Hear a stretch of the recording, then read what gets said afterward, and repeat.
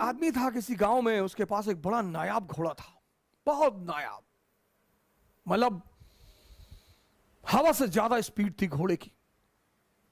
तो उस देश के राजा ने उस आदमी को बुलाया, कहा तुम अपना घोड़ा मुझे दे दो, तुमको मैं मुंह मांगी कीमत दूंगा।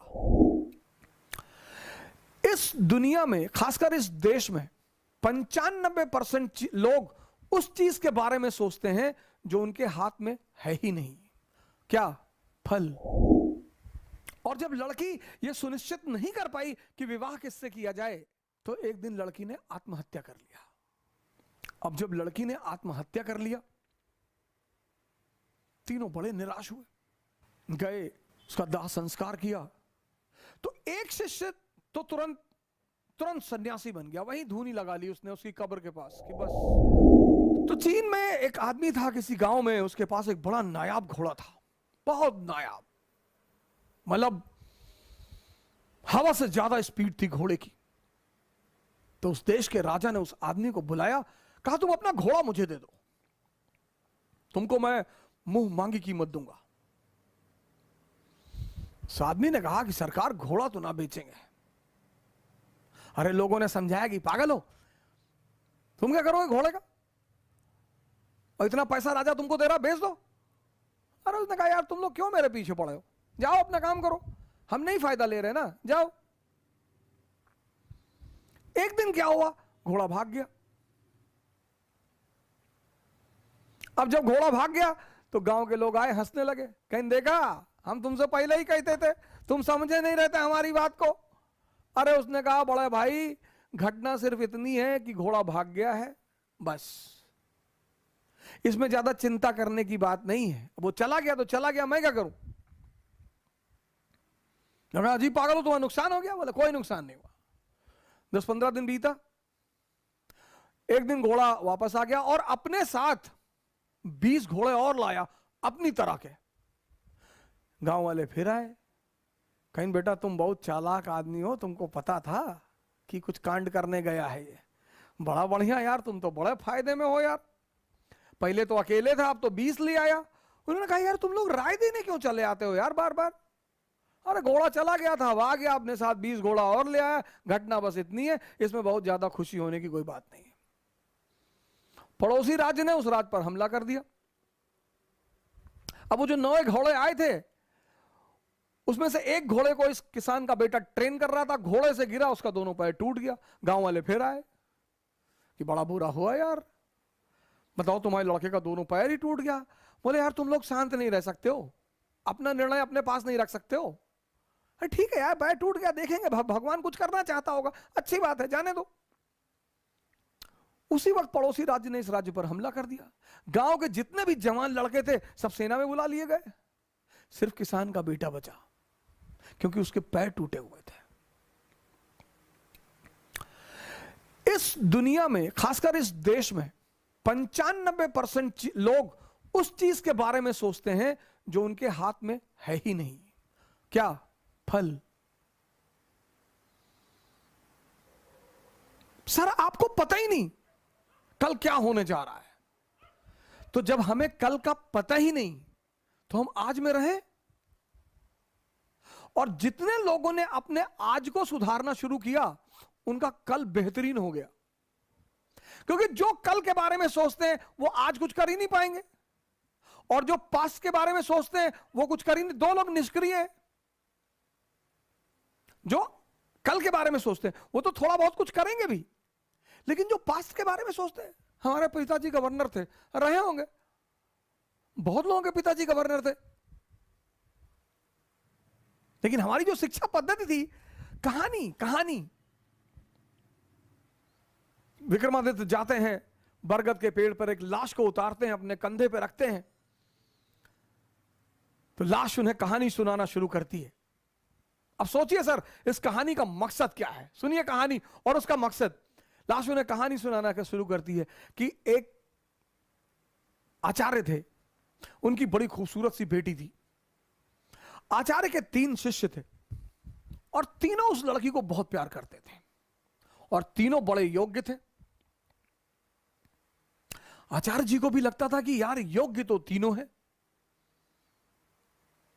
लड़की को भी लगता था कि योग्य तो तीनों है, तो शादी किससे करूं। बाप और बेटी दोनों बड़े कंफ्यूज थे कि विवाह किससे किया जाए।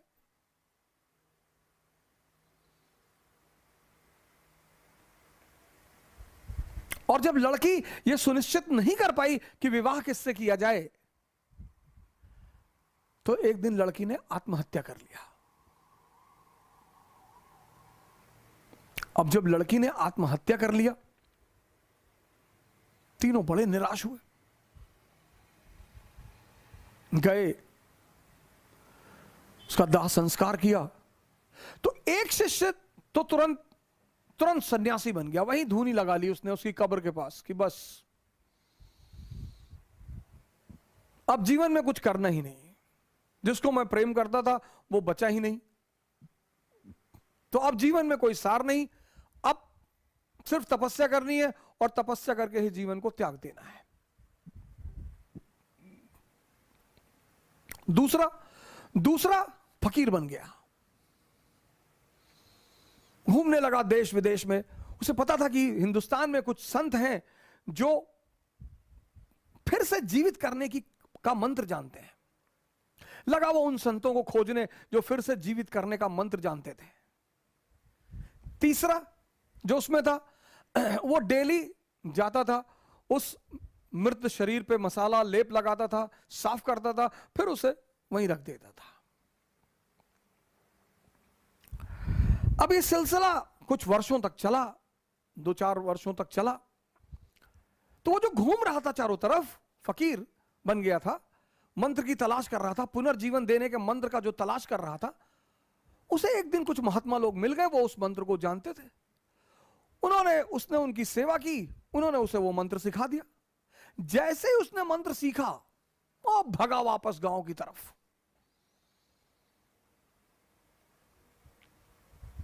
और वापस आकर उसने उस युवती को फिर से जिंदा कर दिया।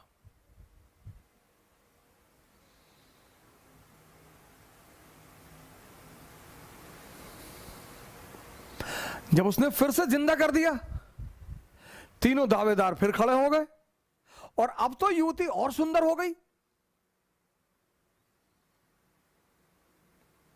तब उस वेताल ने विक्रम से पूछा कि विक्रम बता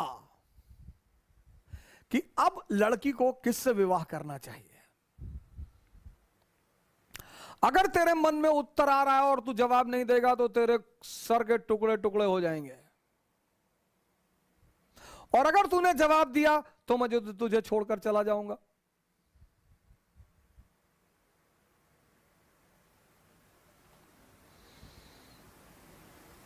वेताल ने कहा कि अगर तेरे मन में जवाब आ रहे हैं, और ये नेचुरल प्रकृति है, हमारे सामने जब भी कोई परिस्थिति होती है, एक जवाब मन में आता है कि ये कर ले यार, नेचुरल प्रकृति है, नेचुरल जवाब आना ही है। तो वेताल ने कहा कि देख विक्रम, अगर तेरे मन में जवाब आ रहा है और तूने मुझे नहीं दिया तो तेरे सर के टुकड़े टुकड़े हो जाएंगे, और अगर दे दिया तो मैं चला जाऊंगा।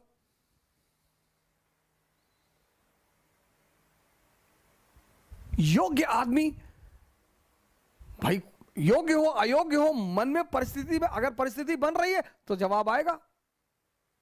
तो विक्रमादित्य ने जवाब देना शुरू किया। कहा जो मंत्र सीख कर आया और जिसने पुनः जीवन दिया वो पिता तुल्य है। जीवन देना का काम किसका है? पिता का। क्या दर्शन है सर, जीवन देने का काम किसका है? पिता का। तो जिसने मंत्र सीख कर जीवन दिया वो पिता तुल्य है, मुझसे विवाह नहीं होगा। जिसने उस शरीर की सेवा की 4 साल तक, वो पुत्र का धर्म है, सेवा करना पुत्र का धर्म है, वो भी बाहर हो गया। जिसने अपनी ही जिंदगी दांव पे लगा दी, यही प्रेम की कसौटी है, विवाह उससे होना चाहिए।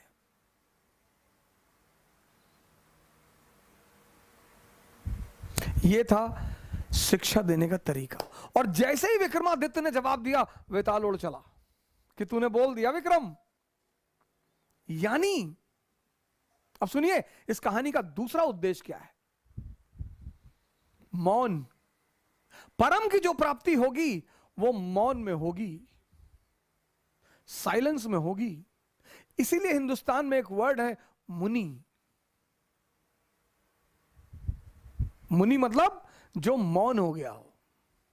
परम की जो प्राप्ति होगी, परम की 25 बार विक्रम जाता है, 25 बार वेताल उससे सवाल करता है, 25 बार वो जवाब देता है और वेताल हमेशा निकल जाता है।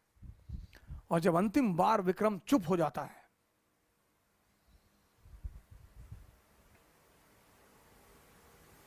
ये थी भारत की शिक्षा पद्धति।